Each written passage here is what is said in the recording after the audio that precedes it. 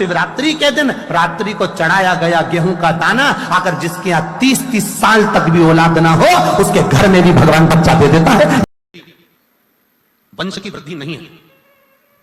30 वर्ष शादी के हो गए, 40 वर्ष शादी के हो गए और औलाद है ही नहीं। डॉक्टर ने भी हाथ ऊंचे कर दिया, टेस्ट भी करवाया, IVF करवाया, सब कुछ तुमने करवा लिया तो भी औलाद नहीं है। तब आखिरी में एक काम चालू करो, प्रदोष का दिन दोनों पति पत्नी व्रत चालू कर दो प्रदोष का, और प्रदोष काल में शाम के समय जाकर एक ही दिए में 2 लंबी बाती जानते हो ना, रुई की लंबी कपास की बाती 2, और दोनों बाती एक ही दिए में रखकर पति पत्नी दोनों उसको प्रज्वलित करना प्रारंभ करें, बाबा संतान देकर ही रहेगा, औलाद आएगी ही। दीप की जो बाती में अंतर आ जाता है, गोल बाती में और लंबी बाती में अंतर आता है, बहुत अंतर आता है। पितरों के लिए गोल बाती का प्रयोग बहुत कम होता है हमारा, देवी जी के लिए, माता रानी के लिए, जगतजननी के लिए गोल बाती का प्रयोग बहुत कम होता है हमारा, ध्यान रखिएगा। एक पितर के लिए, एक जगतजननी जगदम्बा दुर्गा भवानी के लिए गोल बाती का प्रयोग कम होता है, लंबी बाती का प्रयोग ज्यादा होता है। क्यों? क्योंकि हमारे घर के कुल देवी और हमारे घर के पितर हमारे वंश की वृद्धि करें, इसलिए लंबी बाती रखी जाती है, जिससे हमारा वंश बहुत लंबा चले, बहुत उन्नति की ओर बढ़े, इसलिए लंबी बाती का प्रयोग किया। शिव महापुराण की कथा करती है 5 जगह पर हमारा पार्थिव शिवलिंग का निर्माण करने वाले 2 चीजों का स्मरण अवश्य रखें। पहला, मिट्टी के अंदर जब हम मक्खन, दूध या गाय का घी डालकर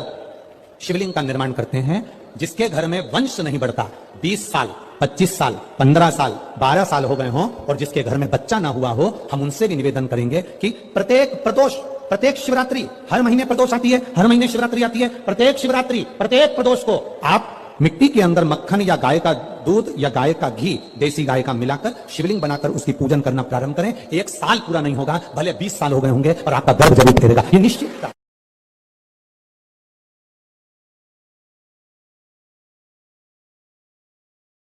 सारी दुनिया में जाकर बोलिया है, जगह जगह जाकर प्रार्थना कर ली, निवेदन कर लिया, तो भी तुम्हारा अगर कोई काम ना बने तब एक काम जरूर करना, एक बेलपत्र, एक शमी पत्र, एक कनेर का फूल देवाधिदेव महादेव को प्रत्येक प्रदोष के दिन शिवजी को जल चढ़ाकर समर्पित करना प्रारंभ कर दो। 2 या 3 प्रदोष निकलेगी, मेरा देवाधिदेव महादेव तुम्हारी झोली खुशी हो। 26 प्रदोष में से कोई भी प्रदोष का दिन हो और प्रदोष काल में आप अपने घर से जल और एक हाथ में घी का भरा हुआ दीप लेकर जिस दिन शंकर के मंदिर में जाते हो, शंकर को जल चढ़ाकर हाथ का स्पर्श जलाधारी पर कर कर शिव मंदिर में दीप प्रज्वलित कर देते हो, 26 प्रदोष का पुण्य फल उसी क्षण प्राप्त होगा। टेस्ट भी करवा लिया, सब कुछ करा लिया, तो एक बार भगवान शंकर पर विश्वास कर कर सफेद आंकड़े की जड़, सफेद आंकड़े की जड़, और ध्यान देना वो जड़ किसी दूसरे से नहीं मंगवाना है। कई लोग ऐसे होते हैं कि तुम लाकर दे देना तो हम बांध लेंगे। हो, जिस नारी को संतान चाहिए वो अपने पति के साथ जाए और सफेद आंकड़े की जड़ को लेकर आए। रजस्वला धर्म के 7वें दिन उस जड़ को शंकर जी के मंदिर में लेकर जाए,